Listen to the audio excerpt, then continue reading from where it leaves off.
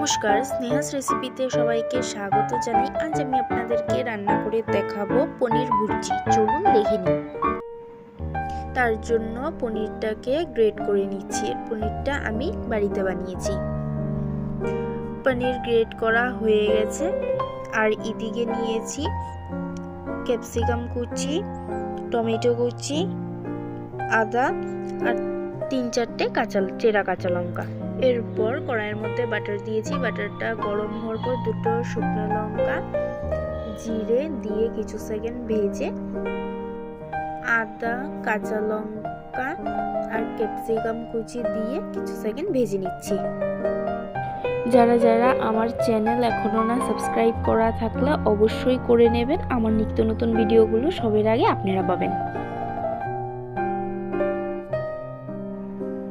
Capsicum ভাজা হয়ে গেছে। এরপর টমেটো কুচি দিয়ে ভেজে নিচ্ছি।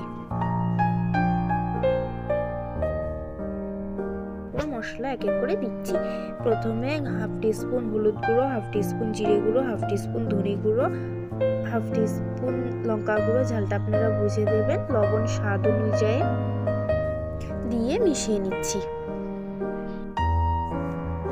এই রেসিপিটি রুটি, ভাত, পরোটার সাথে খেতে খুবই ভালো লাগে।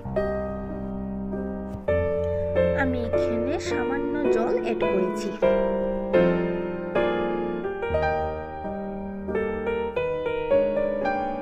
আমার মিশানো হয়ে গেছে।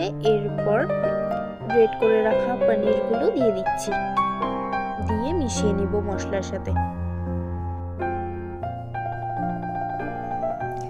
এরপর 1 টিস্পুন গরম মশলা গুঁড়ো আর ধনেপাতা কুচি দিয়ে মিশিয়ে রান্নাটা হয়ে গেছে। ভিডিওটি এতটুকুই রইল। ভালো লাগলে লাইক, কমেন্ট, শেয়ার, সাবস্ক্রাইব করে দেবেন। ভালো থাকবেন, সুস্থ থাকবেন। ধন্যবাদ।